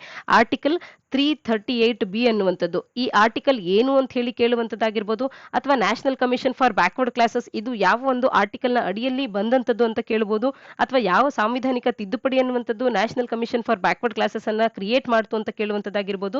ಈ ರೀತಿ ಹಲವಾರು ಪ್ರಶ್ನೆಗಳನ್ನ ಇದಕ್ಕೆ ಸಂಬಂಧಪಟ್ಟಂತೆ ಕೇಳಬಹುದು. ಈ ಆರ್ಟಿಕಲ್ ನ ಅಡಿಯಲ್ಲಿ NCBC ಬರುವಂತದ್ದು ಸ್ಪಷ್ಟವಾಗಿ ನಮಗೆ ತಿಳಿದಿರಬೇಕಾಗುತ್ತೆ. ಇನ್ನ ಆರ್ಟಿಕಲ್ 342A ಅನ್ನುವಂಥದ್ದು ಪ್ರೆಸಿಡೆಂಟ್ ಅವರು ಸ್ಪೆಸಿಫೈ ಮಾಡೋದಕ್ಕೆ ಸೋಷಿಯಲಿ ಎಜುಕೇಶನಲಿ ಬ್ಯಾಕ್ವರ್ಡ್ ಕಮ್ಯುನಿಟೀಸ್ ಅಂತ ಹೇಳಿ ಯಾವುದೇ ರಾಜ್ಯದ ಅಡಿಯಲ್ಲಿ ಇರುವಂತವರನ್ನ ಸ್ಪೆಸಿಫೈ ಮಾಡುವಂತದಕ್ಕೆ ರಾಷ್ಟ್ರಪತಿಯವರನ್ನ ಎಂಪವರ್ ಮಾಡುವಂತದನ್ನ ಆರ್ಟಿಕಲ್ 342A ಸ್ಪಷ್ಟವಾಗಿ ತಿಳಿಸುತ್ತೆ. ರಾಜ್ಯ ಸರ್ಕಾರಗಳಲ್ಲ, ಬದಲಾಗಿ ರಾಷ್ಟ್ರಪತಿಯವರು ಈ ಲಿಸ್ಟ್ ಅನ್ನ ಸ್ಪೆಸಿಫೈ ಮಾಡ್ತಾರೆ. ಇದಕ್ಕೆ ಇನ್ಕ್ಲೂಷನ್ ಮತ್ತು ಎಕ್ಸ್ಕ್ಲೂಷನ್ ಮಾಡುವಂತ ಪವರ್ಸ್ ಅನ್ನುವಂಥದ್ದು ಪಾರ್ಲಿಮೆಂಟ್ಗೆ ಇರುತ್ತೆ ಅನ್ನುವಂಥದ್ದು. ಮತ್ತು ಯಾವುದೇ ಒಂದು ಕಮ್ಯುನಿಟಿಯನ್ನ ಸೆಂಟ್ರಲ್ ಲಿಸ್ಟ್ ನ ಅಡಿಯಲ್ಲಿ ಸೋಷಿಯಲಿ ಮತ್ತು ಬ್ಯಾಕ್ವರ್ಡ್ ಕ್ಲಾಸಸ್ ಅಂತ ಹೇಳಿ ಇನ್ಕ್ಲೂಡ್ ಮಾಡಬೇಕು ಅಂತ ಅಂದ್ರೆ ಅವರಿಗೆ ರಿಸರ್ವೇಶನ್ ಬೆನಿಫಿಟ್ಸ್ ಗಳನ್ನ ಗ್ರಾಂಟ್ ಮಾಡಬೇಕು ಅಂತ ಅಂದ್ರೆ ಈ ನಿರ್ಧಾರವನ್ನ ಕೈಗೊಳ್ಳಬೇಕಾಗಿರುವಂತದ್ದು ಪಾರ್ಲಿಮೆಂಟೇ ಆಗಿರುತ್ತೆ ಹೊರತು ರಾಜ್ಯ ಸರ್ಕಾರಗಳಿಗೆ ಇದನ್ನು ಮಾಡೋದಕ್ಕೆ ಸಾಧ್ಯ ಇಲ್ಲ ಅನ್ನುವಂಥದ್ದನ್ನ ಈ ಒಂದು ಸಾಂವಿಧಾನಿಕ ತಿದ್ದುಪಡಿ ಸ್ಪಷ್ಟವಾಗಿ ಹೊರತಂದಿರುತ್ತೆ. ಆದಾಗ್ಯೂ ಕೂಡ ಮರಾಠ ಕೋಟಾ ಲಾ ಅನ್ನ ಮಹಾರಾಷ್ಟ್ರದಲ್ಲಿ ತರೋದ್ರ ಮುಖಾಂತರವಾಗಿ ಮರಾಠಿಗರಿಗೆ ರಿಸರ್ವೇಶನ್ ಅನ್ನ ನೀಡಿದಂತದ್ದು ಫಂಡಮೆಂಟಲ್ ರೈಟ್ಸ್ ಗಳನ್ನ ಕೂಡ ಅಲ್ಲಿ ವೈಲೇಟ್ ಮಾಡಿದಂತಾಗುತ್ತೆ. ಮತ್ತು ಈ ಸಾಂವಿಧಾನಿಕ ತಿದ್ದುಪಡಿಯಲ್ಲಿ ಇರುವಂತ ಪ್ರೆಸಿಡೆಂಟ್ ಗೆ ಅಂತ ಹೇಳಿ ಎಕ್ಸ್ಕ್ಲೂಸಿವ್ ಆಗಿ ಪವರ್ಸ್ ಗಳನ್ನ ನೀಡಿದ್ದಾರೆ. ಅದನ್ನ ರಾಜ್ಯ ಸರ್ಕಾರ ಭೇದಿಸಿದಂತಾಗುತ್ತೆ. ರಾಜ್ಯ ಸರ್ಕಾರಕ್ಕೆ ಈಗ ಆ ಪವರ್ಸ್ ಗಳಿಲ್ಲ. ಒಟ್ಟಾರೆಯಾಗಿ ಈ ತೀರ್ಪಿನ ಮುಖಾಂತರವಾಗಿ ಸುಪ್ರೀಂ ಕೋರ್ಟ್ ಕೇಂದ್ರ ಸರ್ಕಾರಕ್ಕೆ ನೋಟಿಫೈ ಮಾಡಿದೆ list of socially and educationally backward classes ಅನ್ನುವಂಥದ್ದನ್ನ ಪ್ರತಿಯೊಂದು ರಾಜ್ಯಕ್ಕೂ ಮತ್ತು ಪ್ರತಿಯೊಂದು ಯೂನಿಯನ್ ಟೆರಿಟರಿಗೂ ನೀವು ನೋಟಿಫೈ ಮಾಡಬೇಕು ಅಂತ ಹೇಳಿ. ಅದು ಆಗುವವರೆಗೂ ಕೂಡ ಪ್ರೆಸೆಂಟ್ ಸ್ಟೇಟ್ ಲಿಸ್ಟ್ ಗಳು ಏನಿದೆ ಅದೇ ಕಂಟಿನ್ಯೂ ಆಗ್ಬೇಕಾಗತ್ತೆ. ಸೆಂಟರ್ ಅನ್ನುವಂಥದ್ದು ಇದಕ್ಕೆ ಕಂಪ್ಲೈ ಆಗ್ಬೇಕಾಗತ್ತೆ ಅಥವಾ ಸಾಂವಿಧಾನಿಕ ತಿದ್ದುಪಡಿಯನ್ನ 102ನೇ ಸಾಂವಿಧಾನಿಕ ತಿದ್ದುಪಡಿಯನ್ನ ಏನ್ ತಂದಿದ್ರು ಆ ತಿದ್ದುಪಡಿಯನ್ನೇ ಮತ್ತೊಮ್ಮೆ ತಿದ್ದುಪಡಿ ಮಾಡೋದ್ರ ಮುಖಾಂತರವಾಗಿ ಸ್ಪಷ್ಟವಾಗಿ ಈ ಒಂದು ಅಧಿಕಾರವನ್ನ ರಾಜ್ಯ ಸರ್ಕಾರಗಳಿಗೆ ನೀಡಬೇಕಾಗತ್ತೆ. ಇಲ್ಲ ಅಂತಂದ್ರೆ ಈ ರೀತಿ ಒಂದು ಹೊಸ ಒಂದು ಲಿಸ್ಟ್ ಬರೋವರೆಗೂ ಈಗಿರುವಂತ ಲಿಸ್ಟ್ ಅನ್ನುವಂಥದ್ದು ಅದೇ ಮುಂದುವರಿಯುತ್ತೆ ಅನ್ನುವಂಥದ್ದನ್ನ ಸ್ಪಷ್ಟವಾಗಿ ಈ ಆರ್ಡರ್ನ ಮುಖಾಂತರವಾಗಿ ಈಗ ಸುಪ್ರೀಂ ಕೋರ್ಟ್ ತಿಳಿಸಿರ್ತಕ್ಕಂಥದ್ದು. ಮರಾಠ ಕೋಟಾ ಲಾ ಅನ್ನ ಈಗ ಸುಪ್ರೀಂ ಕೋರ್ಟ್ ತೆಗೆದು ಹಾಕಿರ್ತಕ್ಕಂಥದ್ದು ಅನ್ಕಾನ್ಸ್ಟಿಟ್ಯೂಷನಲ್ ಅಂತ ಹೇಳಿರ್ತಕ್ಕಂಥದ್ದು. ಮತ್ತು 102ನೇ ಸಾಂವಿಧಾನಿಕ ತಿದ್ದುಪಡಿಯ ಅಡಿಯಲ್ಲಿ ಯಾವುದೇ ರಾಜ್ಯದ ಅಡಿಯಲ್ಲಿ ಸೋಷಿಯಲಿ ಮತ್ತು ಎಜುಕೇಶನಲಿ ಬ್ಯಾಕ್ವರ್ಡ್ ಕ್ಲಾಸಸ್ ಅಂತ ಹೇಳಿ ಗುರುತಿಸುವಂತ ಅಧಿಕಾರವನ್ನ ಪ್ರೆಸಿಡೆಂಟ್ ಅವರಿಗೆ ನೀಡಿರ್ತಕ್ಕಂಥದ್ದು. ಮತ್ತು ಕೇಂದ್ರ ಮತ್ತು ರಾಜ್ಯ ಸರ್ಕಾರಗಳಿಗೆ ಎರಡಕ್ಕೂ ಕೂಡ ಒಟ್ಟಿಗೆ ಒಂದೇ ಲಿಸ್ಟ್ ಆಗುವಂತೆ ಸ್ಪಷ್ಟವಾಗಿ ಒಂದು ಸ್ಪಷ್ಟೀಕರಣವನ್ನ ನೀಡಿರ್ತಕ್ಕಂಥದ್ದು ಈ ಆರ್ಡರ್ ನಲ್ಲಿ. ಆದ್ರೆ ಇಲ್ಲಿ ಕೇಂದ್ರ ಸರ್ಕಾರ ಹೇಳ್ತಾ ಇದೆ ರಾಜ್ಯ ಸರ್ಕಾರಗಳಿಗಿರುವಂತ ಈ SCBCs ಗಳನ್ನ ಗುರುತಿಸುವಂತ ಅಧಿಕಾರವನ್ನ ತಗೊಳ್ಳುವಂತ ಯಾವುದೇ ನಿಲುವು ಕೇಂದ್ರ ಸರ್ಕಾರಕ್ಕೆ ಇರಲಿಲ್ಲ ಅನ್ನುವಂಥದ್ದು. ಆದ್ರೆ ಇದಕ್ಕೆ ಸಂಬಂಧಪಟ್ಟಂತೆ ಒಂದಷ್ಟು ಅಂಶಗಳನ್ನು ನಾವಿಲ್ಲಿ ಗುರುತಿಸೋದಾದ್ರೆ ಈ ಒಂದು ಸಾಂವಿಧಾನಿಕ ತಿದ್ದುಪಡಿಯಲ್ಲಿರ್ತಕ್ಕಂಥ ಟೆಕ್ಸ್ಟ್ ಅನ್ನುವಂಥದ್ದು ಕ್ಲಿಯರ್ ಆಗಿ ತಿಳಿಸ್ತಾ ಇದೆ president alone could notify the list ಅಂತ ಹೇಳಿ. ಮತ್ತು ಸಬ್ಸಿಕ್ವೆಂಟ್ ಚೇಂಜಸ್ ಗಳನ್ನುವಂಥದ್ದು ಏನಾದ್ರೂ ಆ ಲಿಸ್ಟ್ ನಲ್ಲಿ ಆಗ್ಬೇಕು ಅಂತಂದ್ರೆ ಅದನ್ನ ಪಾರ್ಲಿಮೆಂಟ್ ಲಾನ ಮುಖಾಂತರವಾಗಿ ಮಾತ್ರವೇ ಮಾಡಬೇಕು ಅನ್ನುವಂಥದ್ದನ್ನ ಟೆಕ್ಸ್ಟ್ ಅನ್ನುವಂಥದ್ದು ಆ ಸಾಂವಿಧಾನಿಕ ತಿದ್ದುಪಡಿಯ ಟೆಕ್ಸ್ಟ್ ಅನ್ನುವಂಥದ್ದು ಕ್ಲಿಯರ್ ಆಗಿ ತಿಳಿಸ್ತಾ ಇದೆ ಅನ್ನುವಂಥದ್ದು ಒಂದು ಅಂಶ.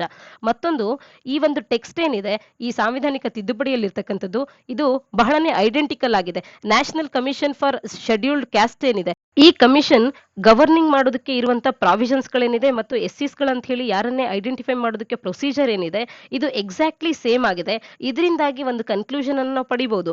ಪಾರ್ಲಿಮೆಂಟ್ ಅನ್ನುವಂಥದ್ದು ರೆಪ್ಲಿಕೇಟ್ ಮಾಡೋದಕ್ಕೆ ಅಂದ್ರೆ ಬ್ಯಾಕ್ವರ್ಡ್ ಕ್ಲಾಸಸ್ಗಳಿಗೂ ಕೂಡ ಸೇಮ್ ಪ್ರೋಸೆಸ್ ಅನ್ನ ರೆಪ್ಲಿಕೇಟ್ ಮಾಡೋದಕ್ಕೆ ಇಂಟೆನ್ಷನ್ ಅನ್ನ ಹೊಂದಿತ್ತು. ಹಾಗಾಗಿ ಸೇಮ್ ಐಡೆಂಟಿಕಲ್ ಟೆಕ್ಸ್ಟ್ ಅನ್ನೇ ಈ ಸಾಂವಿಧಾನಿಕ ತಿದ್ದುಪಡಿಯಲ್ಲೂ ಕೂಡ ಕಾಪಿ ಮಾಡಲಾಗಿದೆ ಅನ್ನುವಂಥದ್ದು. ಮತ್ತು ಮೂರನೇ ಅಂಶದಲ್ಲೂ ಕೂಡ ಈ 342A ಅನ್ನ ಈ ಒಂದು ಸಾಂವಿಧಾನಿಕ ತಿದ್ದುಪಡಿ ಅಡಿಯಲ್ಲಿ ಆಡ್ ಮಾಡೋದ್ರಿಂದಾಗಿ ಪ್ರೆಸಿಡೆಂಟ್ ಅವರಿಗೆ ಈ ಒಂದು ಪವರ್ ಅನ್ನ ನೀಡಿರ್ತಕ್ಕಂಥದ್ದು.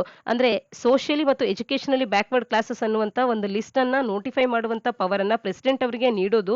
ಇದರಿಂದಾಗಿ ಸ್ಪಷ್ಟವಾಗಿ ನಮಗೆ ಈ ಮೂರು ವಿಚಾರಗಳಿಂದ ಸ್ಪಷ್ಟವಾಗಿ ತಿಳಿತಾ ಇದೆ. ಇಲ್ಲಿ ಕೇಂದ್ರ ಸರ್ಕಾರಕ್ಕೆ ಇದಕ್ಕೆ ಒಂದು ಒಪ್ಪಿಗೆ ಇತ್ತು. ಕೇಂದ್ರ ಸರ್ಕಾರವೇ ಈ ಒಂದು ನಿಲುವನ್ನು ಹೊಂದಿತ್ತು. ಆ ಕಾರಣಕ್ಕೆ ಇಂಥ ಒಂದು ಸಾಂವಿಧಾನಿಕ ತಿದ್ದುಪಡಿಯನ್ನ ತಂದಿದೆ ಅಂತ ಹೇಳಿ. ಆದ್ರೆ ಕೇಂದ್ರ ಸರ್ಕಾರ ಇಲ್ಲಿ ತಿಳಿಸ್ತಾ ಇರ್ತಕ್ಕಂಥದ್ದು ಈ ಕೋರ್ಟ್ ಆರ್ಡರ್ ನ ಸಂದರ್ಭದಲ್ಲಿ ತಿಳಿಸಿದಂಥದ್ದು, ನಾವು ರಾಜ್ಯಗಳಿಂದ ಅವರ ಈ ಒಂದು ಪವರ್ ಅನ್ನ ಕಿತ್ತುಕೊಳ್ಳುವಂತ ಯಾವುದೇ ಗುರಿಯನ್ನ ಹೊಂದಿರಲಿಲ್ಲ ಅನ್ನುವಂಥದ್ದು. ಆದ್ರೆ ಸುಪ್ರೀಂ ಕೋರ್ಟಿನ ಈ ಜಡ್ಜ್ಮೆಂಟ್ ನಲ್ಲಿ ಮತ್ತೊಂದು ವಿಚಾರದಲ್ಲೂ ಕೂಡ ಅಟೆನ್ಷನ್ ಅನ್ನ ಡ್ರಾ ಮಾಡಿದೆ. ರಾಜ್ಯಸಭೆಯ ಸೆಲೆಕ್ಟ್ ಕಮಿಟಿ ಅನ್ನುವಂಥದ್ದು ಸೆಂಟರ್ಗೆ ಇದನ್ನ ತೋರಿಸಿತ್ತು. ಈ ಅಂಶಗಳನ್ನುವಂಥದ್ದು ಡೆಲಿಬ್ರೇಟ್ಲಿ ಮಾಡಿರ್ತಕ್ಕಂಥ ಅಂಶಗಳಾಗಿದೆ. ಇದರಿಂದಾಗಿ ರಾಜ್ಯ ಸರ್ಕಾರಗಳಿಗಿರುವಂತ ಪವರ್ಸ್ ಗಳನ್ನ ತೆಗೆದು ಹಾಕಿದಾಗ ಆಗುತ್ತೆ ಅನ್ನುವಂಥದ್ದು. ಆದ್ರೆ ಸೆಂಟರ್ ಈ ಸಜೆಷನ್ಸ್ ಗಳನ್ನ ಏನು ರಾಜ್ಯಸಭೆ ಮಾಡಿತ್ತು ಆ ಸಜೆಷನ್ಸ್ ಗಳನ್ನ ತೆಗೆದುಹಾಕಿ ಸ್ಪೆಸಿಫಿಕ್ ಕ್ಲಾಸ್ ಗಳನ್ನೇ ಆಡ್ ಮಾಡುವಂತೆ ಮಾಡಿತ್ತು. ಈ ಎಲ್ಲ ಅಂಶಗಳಿಂದ ಸ್ಪಷ್ಟವಾಗಿ ತಿಳಿತಾ ಇರ್ತಕ್ಕಂಥದ್ದು ಕೇಂದ್ರ ಸರ್ಕಾರದವರು ರಾಜ್ಯ ಸರ್ಕಾರಗಳಿಗೆ ಈ ಎಸ್ಸಿ ಬಿಸಿಸ್ ಗಳನ್ನ ಗುರುತಿಸೋದಕ್ಕೆ ಇರುವಂತ ಒಂದು ಪವರ್ ಏನಿತ್ತು ಆ ಪವರ್ ಅನ್ನ ಎಕ್ಸ್ಕ್ಲೂಸಿವ್ ಆಗಿ ಅದನ್ನ ನೋಟಿಫೈ ಮಾಡುವಂತ ಪವರ್ ಅನ್ನ ಪ್ರೆಸಿಡೆಂಟ್ ಅವರಿಗೆ ಮತ್ತು ಅದರಲ್ಲಿ ಯಾವುದೇ ಬದಲಾವಣೆಗಳನ್ನ ತರುವಂತದನ್ನ ಪಾರ್ಲಿಮೆಂಟ್ ಮಾಡುವಂತದ್ದು. ಈ ರೀತಿಯ ಒಂದು ಟೆಕ್ಸ್ಟ್ ಅನ್ನ ಎಕ್ಸ್ಕ್ಲೂಸಿವ್ ಆಗಿ ಮತ್ತು ಡೆಲಿಬರೇಟ್ ಆಗಿ ಇನ್ಕ್ಲೂಡ್ ಮಾಡಿದ್ದಾರೆ ಈ ಒಂದು ಸಾಂವಿಧಾನಿಕ ತಿದ್ದುಪಡಿಯಲ್ಲಿ ಅಡಿಯಲ್ಲಿ ಅನ್ನುವಂಥದ್ದು ಸ್ಪಷ್ಟವಾಗಿ ತಿಳಿದು ಬರ್ತಾ ಇದೆ. ಒಟ್ಟಾರೆಯಾಗಿ ಈಗ ಸುಪ್ರೀಂ ಕೋರ್ಟಿನ ಆರ್ಡರ್ ನಲ್ಲಿ ತಿಳಿಸಿರ್ತಕ್ಕಂಥದ್ದು ಅದೇ, ಈ ಎಸ್ಸಿ ಬಿಸಿಸ್ ಅಂತ ಹೇಳಿ ಯಾವುದೇ ಒಂದು ರಾಜ್ಯ ಸರ್ಕಾರ ಆಗಿರ್ಬೋದು, ಯೂನಿಯನ್ ಟೆರಿಟರಿ ಆಗಿರ್ಬೋದು, ಇದರ ಅಡಿಯಲ್ಲಿ ಗುರುತಿಸೋದಕ್ಕೆ ಒಂದು ಅಧಿಕಾರ ಅನ್ನುವಂಥದ್ದು ಇರುವಂತದ್ದು, ನೋಟಿಫೈ ಮಾಡೋದಕ್ಕೆ ಇರುವಂತ ಅಧಿಕಾರ ಅನ್ನುವಂಥದ್ದು ಪ್ರೆಸಿಡೆಂಟ್ ನವರಿಗಿದೆ. ಅದರಲ್ಲಿ ಯಾವುದೇ ಬದಲಾವಣೆಗಳನ್ನ ತರೋದಕ್ಕೆ ಇರುವಂತ ಅಧಿಕಾರ ಅನ್ನುವಂಥದ್ದು ಪಾರ್ಲಿಮೆಂಟಿಗಿದೆ. ಬೈ ಲಾ ಪಾರ್ಲಿಮೆಂಟ್ ನ ಮುಖಾಂತರವಾಗಿ ಇದನ್ನ ತರಬಹುದಾಗತ್ತೆ. ಹಾಗಾಗಿ ಸೆಂಟರ್ ನವರಿಗೆ ಆದಷ್ಟು ಶೀಘ್ರದಲ್ಲಿ ಇಂಥ ಒಂದು ಲಿಸ್ಟ್ ಅನ್ನ ನೀವು ಬಿಡುಗಡೆ ಮಾಡಬೇಕು ಮತ್ತು ಈ ಲಿಸ್ಟ್ ಅನ್ನುವಂಥದ್ದು ಜಾರಿಗೆ ಬರೋವರೆಗೂ, ಅದು ಬಿಡುಗಡೆ ಆಗೋವರೆಗೂ ಈಗೇನು ಪ್ರೆಸೆಂಟ್ ಸಿಚುಯೇಷನ್ ಇದೆ, ಪ್ರೆಸೆಂಟ್ ಸ್ಟೇಟ್ ಲಿಸ್ಟ್ ಗಳಿದೆ ಅವೇ ಕಂಟಿನ್ಯೂ ಆಗುತ್ತೆ. ಅಥವಾ ಇದರಲ್ಲಿ ಏನಾದ್ರೂ ತಿದ್ದುಪಡಿಯನ್ನ ಮಾಡಿ ರಾಜ್ಯ ಸರ್ಕಾರಗಳಿಗೆ ಈ ಪವರ್ ಅನ್ನ ಮತ್ತೆ ನೀವು ಎಕ್ಸ್ಕ್ಲೂಸಿವ್ ಆಗಿ ಕೊಡಬೇಕು ಅಂತ ಅನ್ಕೊಳ್ಳೋದೇ ಆದ್ರೆ ಸಾಂವಿಧಾನಿಕ ತಿದ್ದುಪಡಿಗೆ ಮತ್ತೊಮ್ಮೆ ಬದಲಾವಣೆ ಮಾಡಿ ಸಾಂವಿಧಾನಿಕ ಬದಲಾವಣೆಯನ್ನ ಮಾಡೋದ್ರ ಮುಖಾಂತರವಾಗಿ ಇದನ್ನ ಮತ್ತೆ ರಾಜ್ಯ ಸರ್ಕಾರಗಳಿಗೆ ನೀಡಬಹುದು ಅನ್ನುವಂತ ಒಂದು ಸ್ಪಷ್ಟೀಕರಣವನ್ನ ಈಗ ಸುಪ್ರೀಂ ಕೋರ್ಟಿನ ಈ ಒಂದು ಆರ್ಡರ್ ನೀಡಿರ್ತಕ್ಕಂಥದ್ದು. ಇದಿಷ್ಟು ಇಂದಿನ ಸುದ್ದಿ ವಿಶ್ಲೇಷಣೆಯಾಗಿದೆ. ನಾಳಿನ ಸುದ್ದಿ ವಿಶ್ಲೇಷಣೆಯೊಂದಿಗೆ ಮತ್ತೆ ಸಿಗೋಣ. ಧನ್ಯವಾದ.